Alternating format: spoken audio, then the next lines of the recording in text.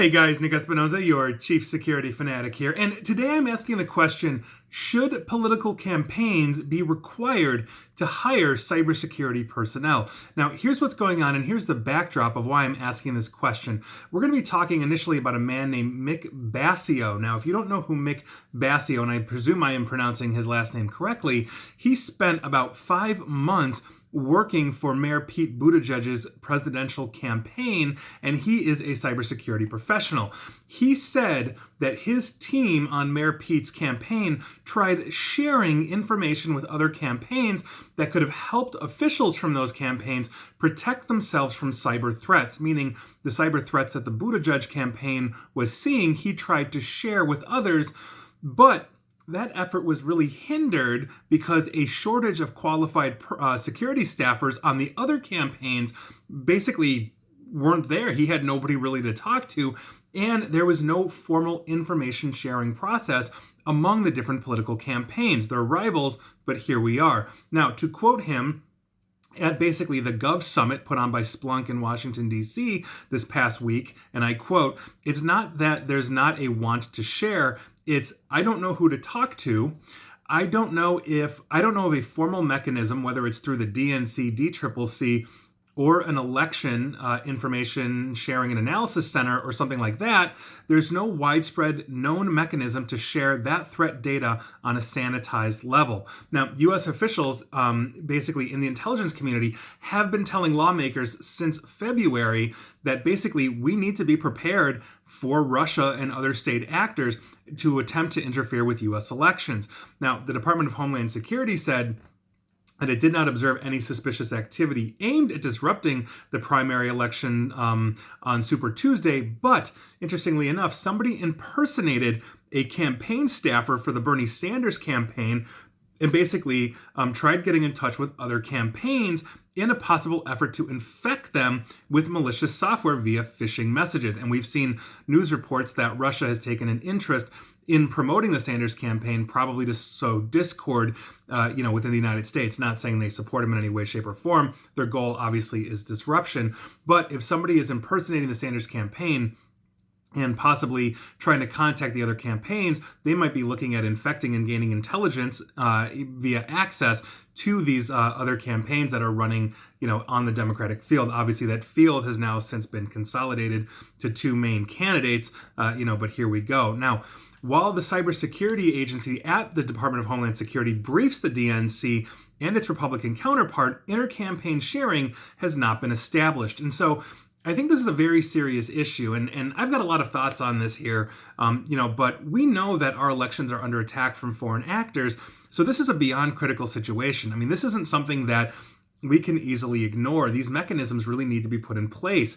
I mean, I think it should be required any campaign should be required to train its staff that has access to any kind of technology or data on things like phishing, as well as verification protocols to confirm that you're actually speaking with the person that you say you're communicating with. And I think that's very important, especially if people are impersonating, a campaign staffer, and these campaigns oftentimes have a ton of people, a ton of individuals. Not all of them may necessarily be known from one campaign to the other outside of, let's say, the campaign manager and the candidate themselves. I think defensive technologies like multi-factor authentication, web filters, next-generation firewalls, VPNs, et cetera, should be required as a base level. We can also talk about more advanced cybersecurity technology like software-defined perimeters, zero trust networking and all of that. But getting those fundamental basics in place, I think, are very important. We have seen a lot of different phishing campaigns put on that Microsoft has found and pointed back to the Russians, where they have spoofed a Microsoft Office 365 login and tried to get into different campaigns. I believe it was Elizabeth Warren's campaign months ago, where Microsoft caught that and shut it down by going to the U.S. Justice Department. So threat intelligence also needs to be shared among these campaigns. And I know that these candidates are obviously competitors, but at the end of the day, what's bigger than any one candidate, including the President of the United States, is ensuring a safe and fair nominee for each party and the election itself. If we can't lock these things down, then we basically run into muddy water, saying the election is rigged, whatever that is.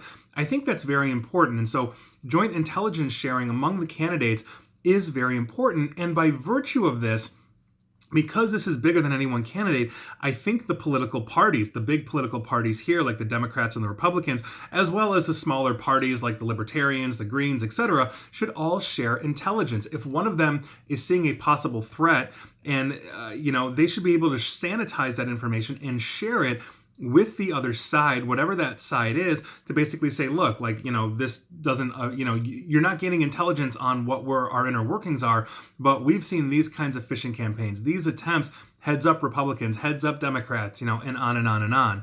So I think this is something that's very important. And one of the things that we are lacking, I think, is that fundamental uniformity. We have seen in the past, especially on the Democrat side, that the DCCC and the DNC were both, hacked into by APT-29, also known as Fancy Bear or Cozy Bear. That was originally reported by the Dutch intelligence service, the AIVD, in 2014, who had been tracking them, up through the 2016 election. So we have a lot of verification on this kind of stuff on top of the United States' own intelligence services. But I think this is good information for worldwide. I don't care if you're going through an election, from India to the UK to Japan, wherever that is. We need to make sure that we are ensuring fair and safe elections in countries that purport to have fair and safe elections. So that is your news of the day. I'd love to hear your thoughts on this, but I think the baseline requirement here for any political campaign, I don't care if it's dog catcher up to president, should be to ensure that cybersecurity standards are met and validated, and if the campaigns are prominent and big enough, that they should be hiring cybersecurity personnel to have this sharing, and maybe the centralized part of their party, in this case the DNC or the RNC on the right side, should maybe be coordinating that, especially for the major campaigns. But it's very important, and so that is your news of the day. And please like, share, follow me here on Facebook and Twitter at NickAESP, and please feel free to subscribe to me at YouTube as well. And as always, stay safe and stay online. Thanks, guys.